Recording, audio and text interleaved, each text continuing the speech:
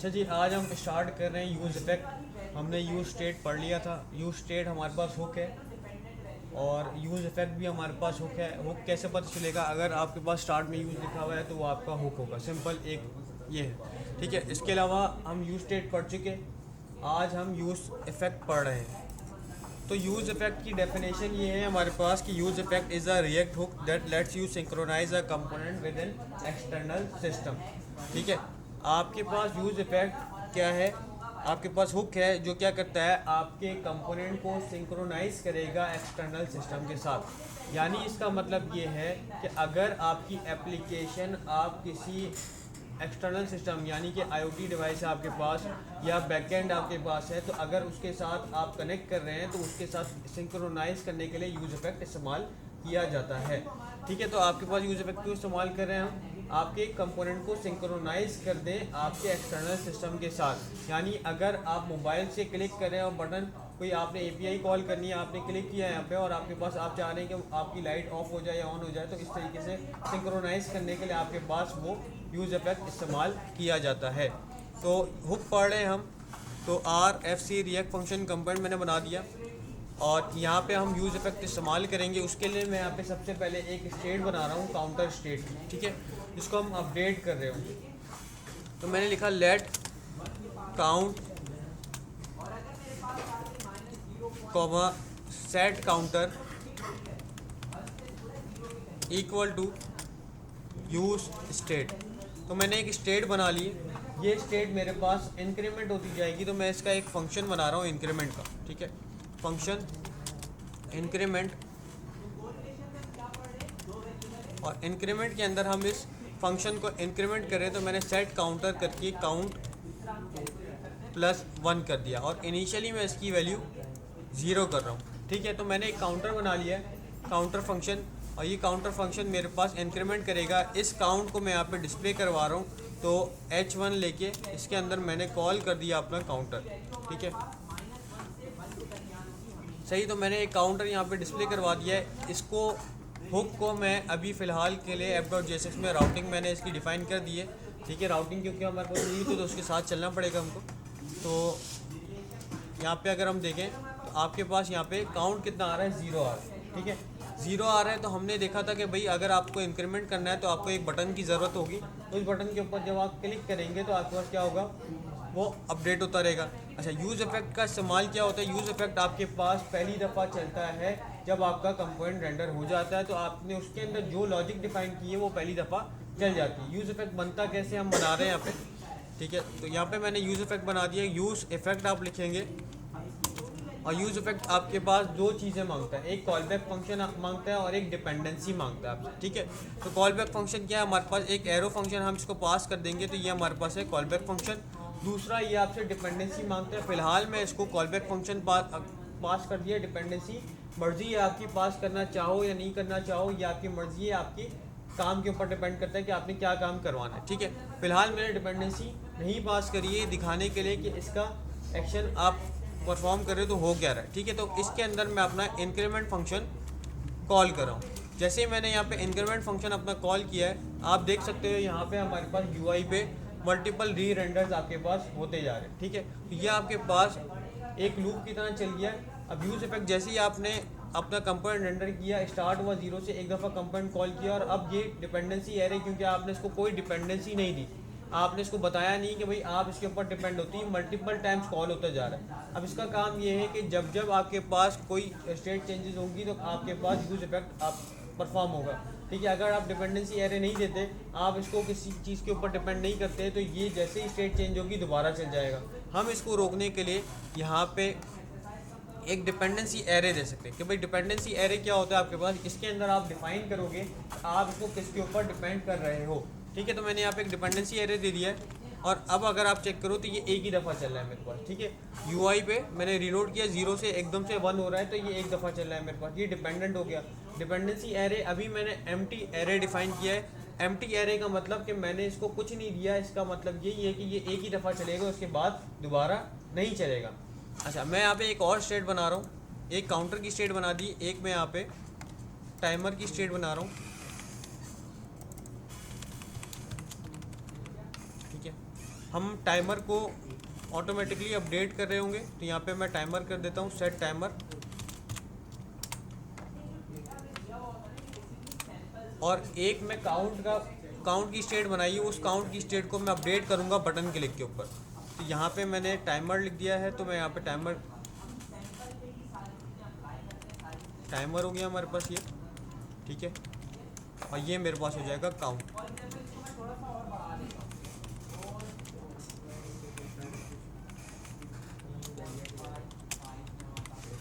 ठीक है, तो एक मेरे पास टाइमर है, एक मेरे पास काउंटर है, ठीक है। इसमें मेरे पास काउंट आ रहा है। तो अब हम क्या कर रहे हैं, यहाँ पे एक बटन बना रहे हैं। एक काउंटर जो है वो हम खुद अपडेट करेंगे, और वो डिपेंडेंसी हम बना देंगे यूज इफेक्ट के ऊपर कि जब जब काउंट अपडेट होगा तब तब आप यूज इफेक्ट कॉल करना, ठीक है। तो बटन के अंदर हमने यहाँ पे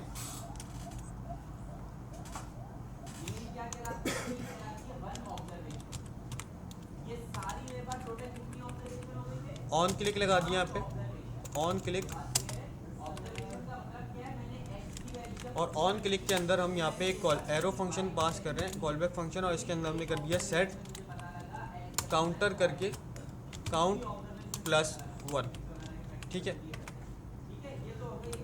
ठीक है, तो देख सकते हो जैसे ही मैंने रीलोड किया है काउंटर मेरे पास अपडेट नहीं हुआ, क्योंकि काउंटर मेरे हाथ में है कि मैं जब बटन के ऊपर क्लिक करूंगा तो काउंट अपडेट होगा। दूसरा क्या है, टाइमर है, जो डिपेंडेंसी एरे के अंदर हमने डिफाइन कर दिया कि भाई उसका जो टाइमर आपके पास इंक्रीमेंट होगा वो आपका यूज इफेक्ट इंक्रीमेंट करेगा, ठीक है।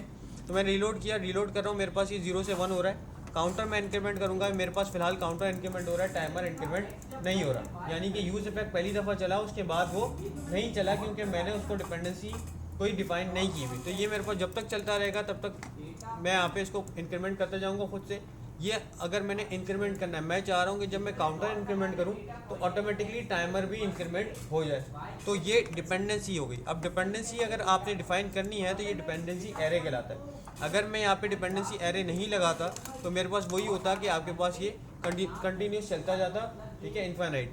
तो हमने यहाँ पे डिपेंडेंसी इसको डिफाइन कर दी कि भाई डिपेंडेंसी आप किसके ऊपर डिपेंड हो। हमने बता दिया भाई आपके पास आप काउंट के ऊपर डिपेंडेंट हो, जब जब काउंट चेंज होगा आपने अपने आप को अपडेट कर देना है, ठीक है। तो फिलहाल मेरे पास टाइमर एक 1 इंक्रीमेंट हो गया, क्योंकि हमने बात की भाई यूज़ इफेक्ट पहली दफ़ा चल जाएगा जब भी कंपोनेंट रेंडर होगा, तो पहली दफ़ा चल गया। अब जब मैं काउंटर इंक्रीमेंट करूँगा तो मेरे पास टाइमर इंक्रीमेंट हो रहा है, ठीक है। तो ये है डिपेंडेंसी कि भाई मैं जब इंक्रीमेंट जो चीज़ मैंने डिपेंडेंट बनाई है उसके अगर वो चेंज होती है स्टेट तो आप यूज़ इफेक्ट चला देना। तो यूज़ इफेक्ट तब तक चलेगा जब जब आपने डिपेंडेंसी में जो चीज़ पास की उसमें अगर कोई चेंजेस आएंगी तो यूज़ इफेक्ट चल जाएगा। तो दो तरीके, एक डिपेंडेंसी के बगैर और एक डिपेंडेंसी के साथ।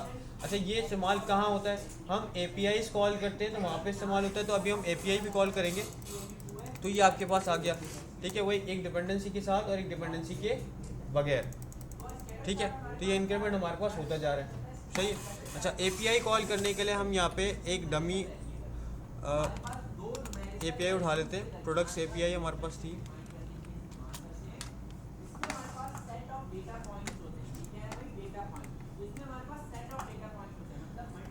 ठीक है। तो मेरे पास ये कोड है, ठीक है, फैच का।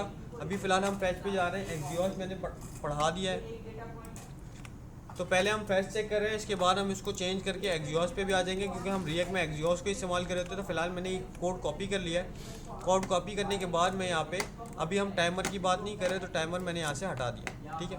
अब API से आपको आइडिया हो जाएगा कि भाई क्या मसला है, यूज़ इफेक्ट क्यों इस्तेमाल करना है और क्यों नहीं करना, ठीक है। अच्छा, तो मैंने यहाँ से अपना सारा कोड हटा दिया है, ठीक है। यूज़ इफेक्ट भी मैं यहाँ से हटा रहा हूँ। एक फंक्शन बना रहा हूँ यहाँ पे मैं फंक्शन, और फंक्शन के अंदर मैंने लिख दिया यहाँ पे गेट डेटा, ठीक है। और गेट डेटा के फंक्शन के अंदर मैंने यहाँ पे अपना फैच मेथड यहाँ पे पास कर दिया। अच्छा, क्योंकि ये हमारे पास टाइम लगाएगा तो एसिंग का वेट हमारे पास लगेगा, फ़िलहाल वेट करते हैं, ठीक है। तो ये जैसे ही हमारे पास चेंजेस होंगी, अब यहाँ पे चेंजेस होंगी तो ये दोबारा चलना चाहिए, ठीक है। तो यहाँ पे मैंने अपना गेट डेटा का फंक्शन यहाँ पे कॉल कर दिया, ठीक है। गेट डेटा कॉल हो गया, ठीक है। जैसे ही डेटा आएगा अभी फ़िलहाल वो कंसोल में आएगा, तो कंसोल में चेक कर लेते हैं। आपके पास यहाँ पे डेटा आना चाहिए, तो कंसोल ओपन कर लिया हमने, रिफ़्रेश कर रहा हूँ, मेरे पास डेटा आ रहा है। स्ट्रिक्ट मोड की वजह से ये मुझे डबल नज़र आ रहा है, ठीक है। स्ट्रिक्ट मोड क्या है, स्ट्रिक्ट मोड आपके पास app.main.jsx में यहाँ पे स्ट्रिक्ट मोड डिफाइन हुआ है। स्ट्रिक्ट मोड है क्या? स्ट्रिक्ट मोड आपके पास एरर्स को और स्ट्रिक्टली हैंडल करता है। डेवलपमेंट टाइम पे ये डबल चलता है, लेकिन आप जब इसको मतलब कि आप जब इसको होस्ट कर दोगे, आपकी कंप्लीट हो जाएगी वेबसाइट, जब आपने डिप्लॉय कर दिया तब ये सिर्फ एक दफ़ा चलेगा, ठीक है। वैसे ये 2 दफ़ा चलेगा आपका एरर्स को स्ट्रिक्टली चेक करने के लिए डेवलपमेंट टाइम पे, ठीक है। तो इसलिए ये आपके पास कंसोल में 2 दफ़ा आपको नज़र आ रहा है आपका डेटा, ठीक है। अभी तो आपको कोई फ़र्क नहीं पता चल रहा कि भाई एक ही दफ़ा तो चल रहा है, ठीक है, कोई फ़र्क नहीं पता चला, क्योंकि अभी तक हमने सिर्फ डेटा मंगवाया है, अभी हमने डेटा स्टोर करवाया नहीं है, ठीक है। तो अभी हमारे पास डेटा आ रहा है जिसमें हमको प्रोडक्ट्स मिलने, तो console.log हमने जो किया है उसमें मैं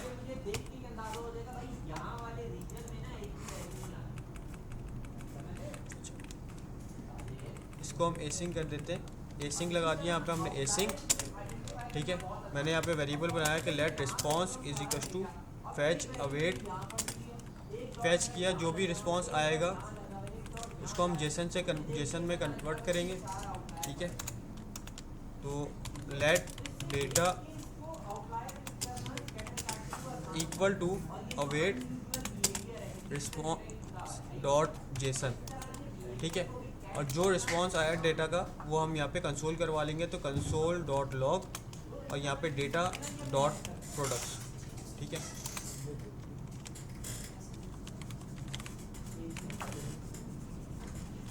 ठीक है, तो प्रोडक्ट्स हमको मिले, हमने सिर्फ प्रोडक्ट्स के ऊपर पहुँच गया। अब ये प्रोडक्ट्स को मैंने अपनी एक स्टेट में स्टोर करवा लेना है, तो स्टेट बना रहा हूँ यहाँ पे मैं कि भाई let products comma set products equal to use state, ठीक है। यूज स्टेट मैंने डिफाइन कर दिया। अब क्योंकि प्रोडक्ट्स है मेरे पास एक एरे होगा प्रोडक्ट्स का, तो मैंने यहाँ पे एक एरे डिफाइन कर दिया। तो डिपेंडेंसी एरे मैंने अपना एक एरे डिफाइन कर दिया। यूज स्टेट इनिशियली एक एरे एम्प्टी एरे होगा, खाली प्रोडक्ट्स, मेरे पास कोई प्रोडक्ट्स में नहीं है। जो मेरे पास प्रोडक्ट्स आ रहे हैं वो कैसे स्टोर होंगे, यहाँ पे मैंने सेट प्रोडक्ट्स करके इसके अंदर जो मैंने कंसोल करवाया है डेटा डॉट प्रोडक्ट्स को, वो यहाँ पे मैंने सेट करवा दिया, ठीक है। यानी कि जो डेटा मुझे कंसोल में मिल रहा है वही डेटा मैंने सेट प्रोडक्ट्स को दे दिया। अब मेरे पास प्रोडक्ट्स के अंदर डेटा स्टोर हो चुका है, ठीक है। अब अगर आप चेक करोगे तो अब आपके पास ये कंसोल में मल्टीपल टाइम्स आपको नज़र आ रहा है कि भाई चलता जा रहा है, ठीक है। तो ये मल्टीपल टाइम्स जो आपके पास चल रहा है, तो ये वजह इसकी यही है कि आपने गेट डेटा का फंक्शन कॉल किया, फंक्शन कॉल हुआ, डेटा आपके पास आया। जब तक डेटा हमने स्टोर नहीं करवाया था तब तक कोई मसला नहीं था। जैसे ही हमने डेटा अपनी स्टेट के अंदर यानी अपने स्टेट वेरिएबल में स्टोर करवाया यूज स्टेट के अंदर, तो ये बार बार आपके पास कंटिन्यूसली चलता जा रहा है। हो ये रहा है कि आपने जैसे ही डेटा स्टोर करवाया, आपके पास यूज स्टेट क्या करता है, जैसे ही आपको चेंजेस होती हैं आपके पास कंपोनेंट री रेंडर हो जाता है। तो जैसे ही आपने डेटा स्टोर करवाया, प्रोडक्ट्स के अंदर डेटा गया, उसको पता चला कि भाई प्रोडक्ट्स आपके पास जो एक स्टेट वेरिएबल था, जो स्टेट थी, उसके अंदर आपके पास चेंजेस हुई है। तो उसने क्या किया, कंपोनेंट को दोबारा रेंडर कर दिया। जब दोबारा रेंडर हुआ तो दोबारा आपके पास ये फंक्शन चला गेट डेटा का, गेट डेटा से दोबारा डेटा आया, दोबारा डेटा उसने प्रोडक्ट्स के अंदर रखा, फिर वापस पता चल गया भाई प्रोडक्ट्स के अंदर चेंजेस हुए। तो एक ये लूप आपके पास चलता जा रहा है, जो ही आपके पास रुकेगा कभी नहीं, ठीक है। जिसकी वजह से आपके पास आपकी परफॉर्मेंस ख़राब हो जाएगी। तो आप ये देख सकते हो कितनी टाइम आपके पास ये प्रोडक्ट्स फैच होते जा रहे हैं। इससे ये होगा कि आपकी एपीआई जो है वो मल्टीपल टाइम कॉल होगी, तो आपके पास जो एपीआई लिमिट है वो आपके पास एक्सीड कर जाएगी, और एक टाइम पे ये आपको परफॉर्मेंस बहुत ख़राब कर देगा फ्रंट एंड पे। अभी हमारे पास क्योंकि हमने डेटा रेंडर नहीं किया हुआ, तो आपको इतना पता नहीं चल रहा, ठीक है। अगर मैं कंसोल हटा दूंगा तो आप बोलोगे भाई ये नॉर्मल है। कंसोल अगर मैं यहाँ से हटा देता हूँ, मैंने रीलोड किया, तो आपको पता ही नहीं चलना कि भाई कोई चीज़ हो रही है। लेकिन क्योंकि आपने कंसोल लगाया था, तो आपको पता है, आप डेवलपर हो तो आपको पता होना चाहिए कि भाई हमारे पास ये यूज़ इफेक्ट क्या कर रहा है। यूज़ इफेक्ट नहीं लगाया हमने, तो एक मसला ये है कि आप जब डेटा कॉल कर रहे हो, एपीआई मल्टीपल टाइम्स कॉल हो रही है, बैकएंड पे आपके पास जो बैकएंड सर्वर है वहाँ पे आपके पास मल्टीपल रिक्वेस्ट हिट कर जाएंगे। तो मल्टीपल रिक्वेस्ट हिट करेंगी तो आपके पास बैकएंड पे लोड बढ़ जाएगा, जिसकी वजह से आपकी एप्लीकेशन बैकएंड से भी रिस्पॉन्स नहीं कर पाएगी और फ्रंट एंड पे भी आपके पास जो आपके पास है परफॉर्मेंस वो भी ख़राब हो जाएगी। तो परफॉर्मेंस ऑप्टिमाइजेशन के लिए आपको यूज़ इफेक्ट इस्तेमाल करना पड़ेगा, ताकि आप जो डेटा मंगवा रहे हैं वो सिर्फ एक दफ़ा आए और दोबारा जब आप मांगेंगे तब आए डेटा। ठीक है, तो हमने क्या करना है, हमने इसी के लिए यूज़ इफेक्ट इस्तेमाल करना है, क्योंकि हमने अब पैच डेटा किया, डेटा पैच हुआ, प्रोडक्ट में स्टोर हो रहा है, सब लॉजिक सही है, लेकिन क्योंकि हम मल्टीपल टाइम्स रेंडर कर रहे हैं तो उसके लिए हम यूज़ इफेक्ट इस्तेमाल करें। तो यूज़ इफेक्ट मैंने यहाँ पे कॉल किया यूज़ इफेक्ट। यूज़ इफेक्ट, अब हम यहाँ पे एक डिपेंडेंसी एरे पास स्टेट पास करें, ठीक है, और डिपेंडेंसी अपना एक कॉलबैक फंक्शन पास करें और साथ में हमने डिपेंडेंसी एरे पास कर दिया। ठीक है, तो इस कॉलबैक फंक्शन के अंदर जो हमने गेट डेटा का फंक्शन बाहर कॉल किया था, अब हम इसके अंदर कॉल कर देंगे। होगा क्या, यूज़ इफेक्ट चलेगा पहली दफ़ा, वो इस गेट डेटा के फंक्शन को चला देगा, उसके बाद ये इसको चलने नहीं देगा जब तक डिपेंडेंसी एरे में कोई हम डिपेंडेंट चीज़ बता नहीं देते। ठीक है, तो मैंने यहाँ पे इसको पास कर दिया। अब आप चेक करोगे और मैं यहाँ पे कंसोल दोबारा लगा रहा हूँ, अब ये आपके पास सिर्फ और सिर्फ एक दफ़ा चलेगा। अब ये मल्टीपल टाइम जो आपके पास API कॉल हो रही थी वो होने से बच गई। तो ये अब आपका सिंक्रोनाइज हो गया आपका कंपोनेंट आपके एक्सटर्नल API सर्वर के साथ। ठीक है, अच्छा, जब कॉल कर लिया है तो हाथ का डिस्प्ले भी अगर हम कराना चाहें तो करवा सकते हैं। तो हमने यहाँ पे curly bracket products dot map और मैप करके हमारे पास इसके अंदर भी हमारे पास एक कॉलबैक फंक्शन आएगा, और कॉलबैक फंक्शन के अंदर हमने यहाँ पे x पास किया, x हमारे पास जो भी होगा प्रोडक्ट होगा, और हम यहाँ पे एक रिटर्न कर रहे हैं जिसके अंदर हमारे पास एक कार्ड आ जाएगा। ठीक है,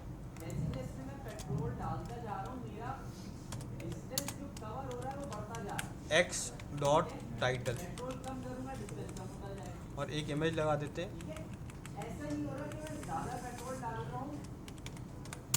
इसके अंदर हमारे पास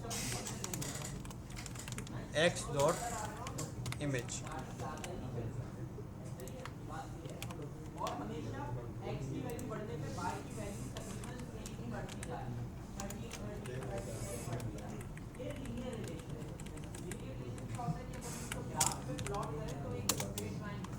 स्टाइल कर दिया मैंने, इसको विड्थ दे दी।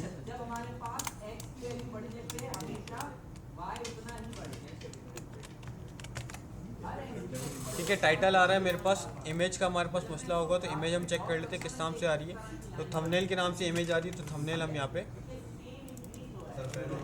डिस्प्ले करवा दें। तो ये हमने API कॉल कर दी, और API कॉल करने के बाद हमने डेटा डिस्प्ले करवा दिया है। ठीक है, तो ये हमारा यूज इफेक्ट था। ठीक है, तो यूज इफेक्ट क्या है, यूज इफेक्ट आपके पास एक रिएक्ट का हुक है जो आपके कंपोनेंट को सिंक्रोनाइज करता है आपके एक्सटर्नल सिस्टम के साथ। ठीक है,